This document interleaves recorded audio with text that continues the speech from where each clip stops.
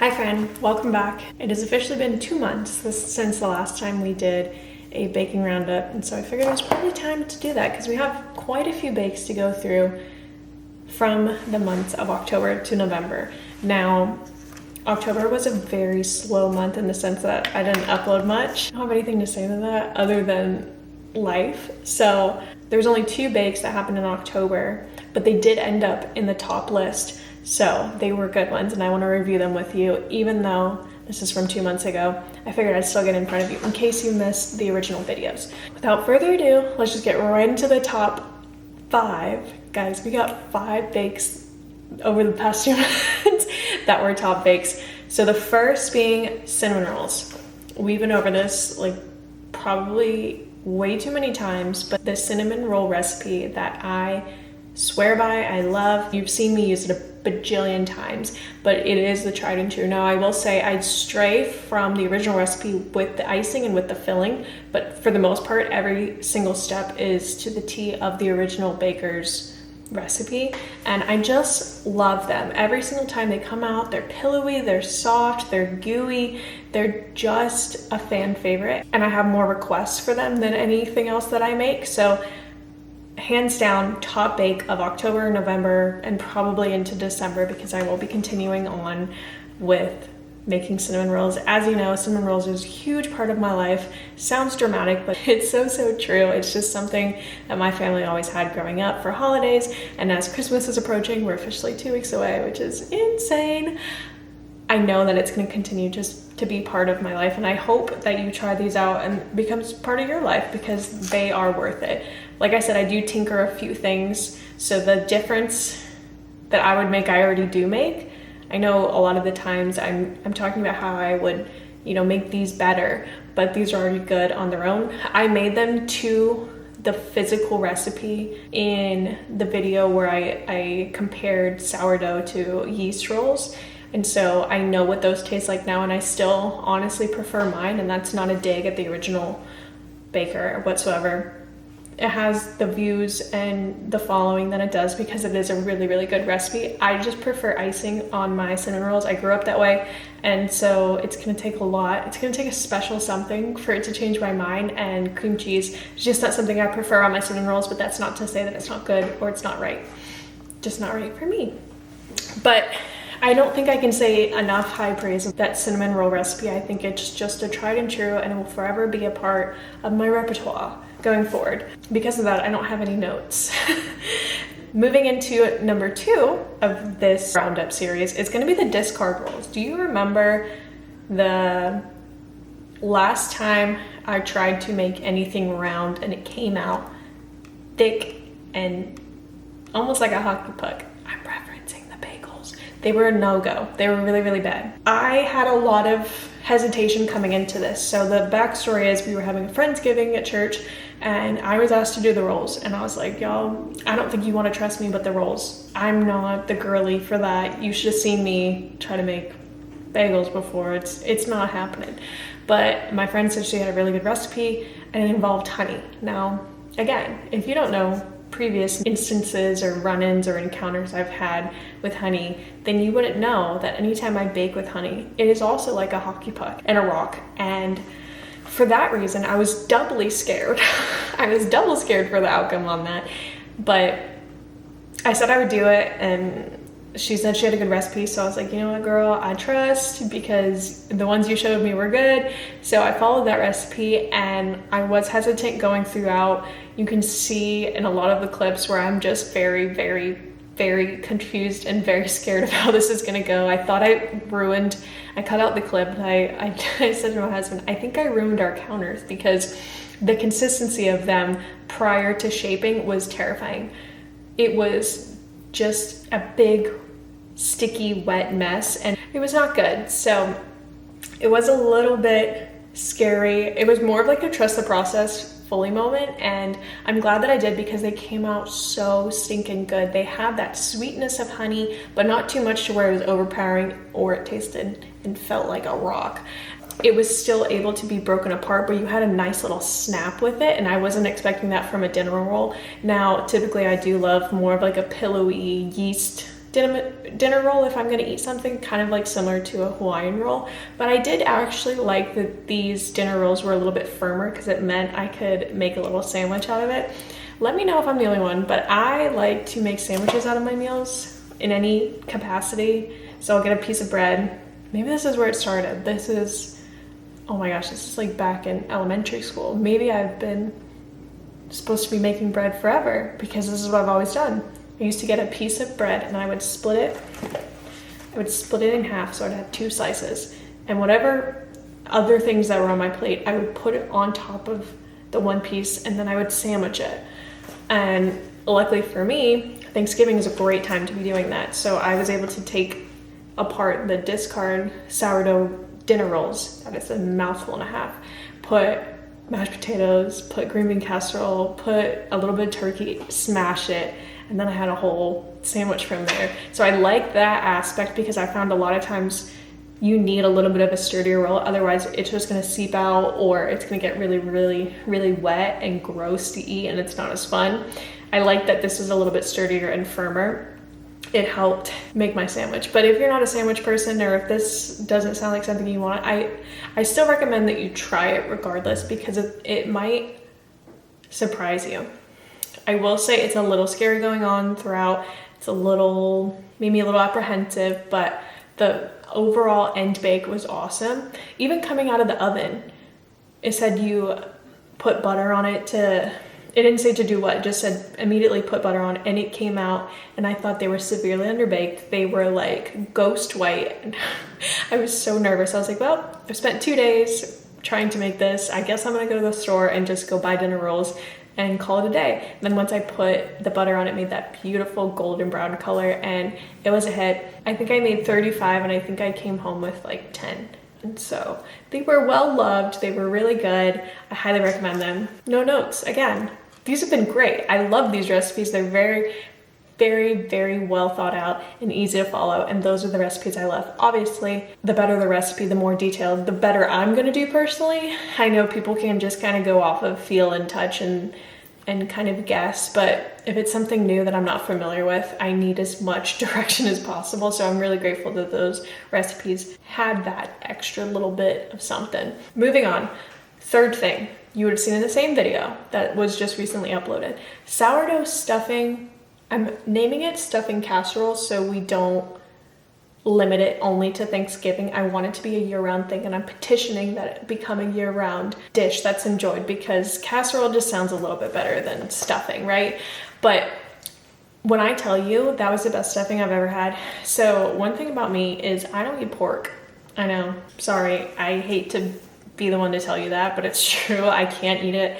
Last time I had it, I had to go to the doctor's and get some medication because my body couldn't process it. So I don't know anything related to pork, but I know that stuffing is mainly made out of pork. So most of the time when it comes to Thanksgiving, no matter whose house I'm at, I can't eat this stuffing. But with this stuffing, I'm able to because it has no meat. It's amazing. It is.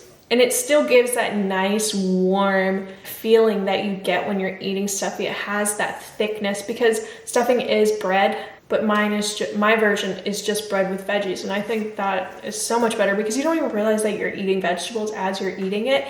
The celery and the onions are so cooked through, maybe that's the best word to say, that you're not chomping on a piece of lettuce or you're not chomping on an onion like you would if it was raw. So it's a lot easier to digest and not think about the fact that you're eating vegetables. You just have that nice taste of stuffing without having, at least for me, the after effects of eating regular stuffing. So I'm very grateful I found this recipe. There are actually no notes for this one either. I would not change a single thing. The only thing I would possibly change is not leaving my bread out the night before. But if I didn't do that, then I wouldn't have had stuffing. So it's like a two-edged sword. I mean, they're both positives. You know, either way I get bread. And I count that as a positive. So highly, highly recommend those top 3. Moving into number 4, we have the pumpkin spice cake. Now, Thanksgiving, Halloween, fall is over, officially in winter time, which is also crazy to think about. But maybe save this for next year. So another fun fact about me, this has just been a fun fact time about Gabby. I used to watch the British YouTubers when I was younger. I don't know if you're familiar. There was like a whole like troupe of them. There was Louise, there's Zoella, Alfie, Casper. He wasn't British, but he was like looped in. Joe, Sug, like just a bunch. It was almost like the British Invasion Part 2, but for YouTube. Back in like, I think, oh gosh, like my high school time, because that's when Playlist Live existed. All that is to say that this recipe is actually from Zoella. I started watching her again. She started making more vlogs recently, more like family style vlogs, which didn't apply to me at first, but I caved one day because you just kind of miss the feeling sometimes. And I watched her videos and now I can't get enough. She just always knows how to make a perfect video. But that is all to say that this recipe, funnily enough, is from Zoella. And so it feels like a full circle moment being able to use her recipes in one of my videos. It's just been so special getting to use her recipe. And I will say it was one of those things where it was just the process again, in the sense that I did not have a big enough bowl. The recipe was very hard to follow. I'm not gonna lie, there wasn't a lot of steps. At least for me, it was hard to follow. There was a lot of guessing. I'm glad that it ended up the way that it did when I baked it, but there was a lot of guessing because it wasn't fully laid out in the recipe. But that's not a fault of her own. That's just a fault of the way that my brain processes things. But overall, it was a perfect bake. I loved the frosting that went along with it. I loved the cake itself. It was like a proper sponge. It was so stinking good. There were literally no notes when it comes to this recipe. Other than the procedure, I wish it was a little more thought out. There was a lot less guessing in it, but for the most part, I think it was the perfect cake for fall. Now, I didn't make the full 3 layers. You will have seen that I made 2 layers stacked on top of each other, and then I made the 3rd layer on its own. This is because there wasn't that many people showing up. If it was a proper party, like a birthday party or something along the lines of that, then maybe I could see the point in needing 3 layers. But the fact that there was probably like 10 of us, we didn't need a full 3-layer cake. But on its own, it was delicious. I had it with the icing and I had it without, and I will say it was a perfectly crafted cake, and I'm glad that I tried it. And I'm glad that I was able to try it. So our 5th and final bake is going to be the pumpkin snickerdoodle cookies. And these aren't in the order of my favorites. These are just me writing down what I saw of what I baked for this month. So this is not picking favorites because I don't think I could. These are just the order in which I saw them. So the pumpkin snickerdoodle cookies were an absolute hit. They were so stinking good. And the fact that they were so easy made it 10 times better when it came to receiving orders and going through the process, because it was literally a 1 pot straight into the fridge. Like, it was no thought process. There was no prep time. There was no cutting time, whatever. It was just a straight put into the bowl, mix it together, make them into little balls, put them in fridge, and then bake. And it was just the perfect recipe. It was very well thought out.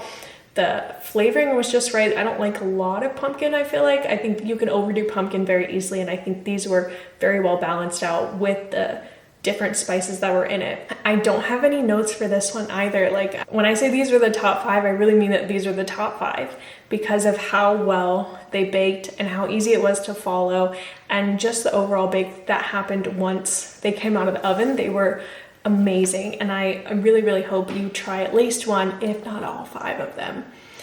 Okay, now moving into the bottom bake of the month, or the months. It's gonna be those sourdough cinnamon rolls, unfortunately, and I was really hopeful that it wouldn't be when I was originally making them, because I know the gal and I know she does a phenomenal job at what she does sourdough wise. So I really was excited to try this out. I was so grateful that she shared the recipe with me.